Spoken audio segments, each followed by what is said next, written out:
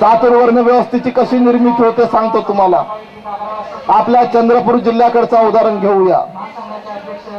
एक माजी आमदार एकनाथजी साळवे धर्मांतरित बौद्ध आहेत। फार वर्षापूर्वी त्यांनी धर्मांतर करून बौद्ध झाले होते। ते जातीने कुणबी आहेत। जर आम्ही बौद्ध जर समजा धर्मानंतर जर आपली जात महार लिहत आहोत तर समोरचा मनुष्य आपली जात लिहेल ना साहेब। तो म्हणेल की धर्म बौद्ध माझी जात कुणबी। ज्या ब्राह्मणाने धर्मांतर केलं असेल तो लिहेल की माझा धर्म बौद्ध जात ब्राह्मण। ज्या आदिवासी माणसाने धर्मांतर केलं असेल तो म्हणेल की माझी अमुक अमुक जात धर्म बौद्ध। म्हणजे रकाना पा तुमचा बौद्ध रकाना बिलकुल सारखा आला, सर्वांचा एक। आणि जातीच्या रकान्यात वेगवेगळ्या जाती तयार होत गेल्या। म्हणजे पर्यायाने काय झालं? पर्यायाने बुद्धाच्या धम्मामध्ये जाती व्यवस्था निर्माण झाली। आणि बुद्धाच्या धम्मात जाती व्यवस्था निर्माण झाल्यामुळे बुद्धाच्या धम्मात चातुर्वर्ण व्यवस्था निर्माण झाली। ज्या तथागतांनी चातुर्वर्ण व्यवस्थेच्या विरोधात बुद्धाच्या धम्माची स्थापना केली त्या मानवतावादी बुद्धाच्या मूळ तत्वज्ञानाला फाडून चिरडून त्याला कलंकित करण्याचा अधिकार या भारत सरकारला कुणी दिला? मागणारा काही मागो। मी जर म्हणलो खरं मी जितेंद्र राऊतनी आज या आझाद मैदान मध्ये या स्थळावरून भारत सरकारने बुद्धाच्या धम्मात निर्माण केलेल्या जाती व्यवस्थेच्या विरोधात आंदोलन केलं आणि हे जर आंदोलन आज जर यशस्वी झालं आणि उद्या जर भारत सरकारने जर समजा तो जो बुद्धाच्या धर्माच्या समोरच्या जातीचा रकाना जर निरंक केला, आपलं आंदोलन यशस्वी झालं आणि मी दुसऱ्या दिवशी तर सभा घेतली आणि म्हणला अरे आपलं आंदोलन यशस्वी झाला, एक इतिहास निर्माण झाला। आता माझा हा स्टेज असाच राहिला पाहिजे या आझाद मैदानात।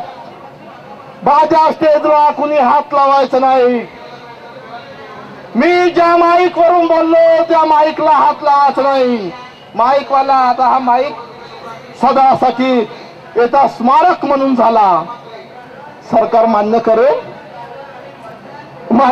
का साहेब?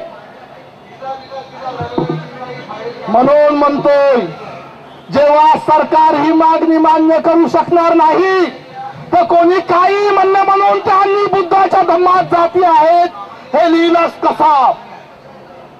कोण आहे त्या भारत सरकारचा तो बुद्धिमान माणूस? त्या भारत सरकारच्या त्या बुद्धिमान माणसाने त्याचं नाव जाहीर करावं। आम्ही त्या बुद्धिमान माणसासोबत धर्मावर चर्चा करू इच्छितो। त्यांनी आम्हाला बुद्धाच्या धम्माचं ग्रंथ चालून बुद्धाचं धम्माचं तत्वज्ञान वाचून बुद्धाच्या धम्मामध्ये कुठे जाती व्यवस्था आहे हे त्या बुद्धिमान माणसाने दाखवून द्यावं। का साहेब? त्या बुद्धिमान माणसात दाखवून द्यावं। एकदा त्यांनी जर दाखवलं की ये देखो तुम्हारे बुद्ध धर्म में जाती व्यवस्था है, आम्ही म्हणू की ठीक आहे मान्य आहे। पण जेव्हा नाही आहे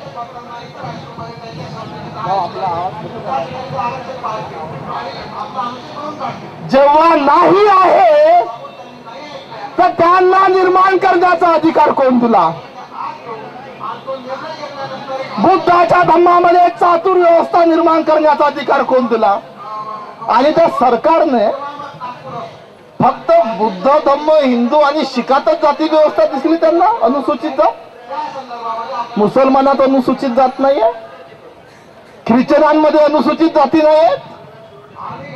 अशा कोणीच एससी लोकांनी ख्रिश्चनामध्ये धर्मांतर केलं नाही। कोणतेच शेड्यूल कास्ट मुसलमानामध्ये धर्मांतरित झाले नाही। भारत सरकारला बहुत प्रश्नाचं उत्तर द्यावं लागणार साहेब। यात आमच्या प्रश्नाचं उत्तर द्यावं लागणार, या प्रश्नाचं उत्तर द्यावं लागणार की त्यांनी जनगणना करताना बौद्ध धर्मामध्ये अनुसूचित जातीचे वर्गाचे लोक राहतात, म्हणजे बौद्ध धर्मात अनुसूचित जात आहे, अनुसूचित जमात आहे, ही टीप घातलीच कशी, याचं उत्तर सरकारला द्यावं लागेल.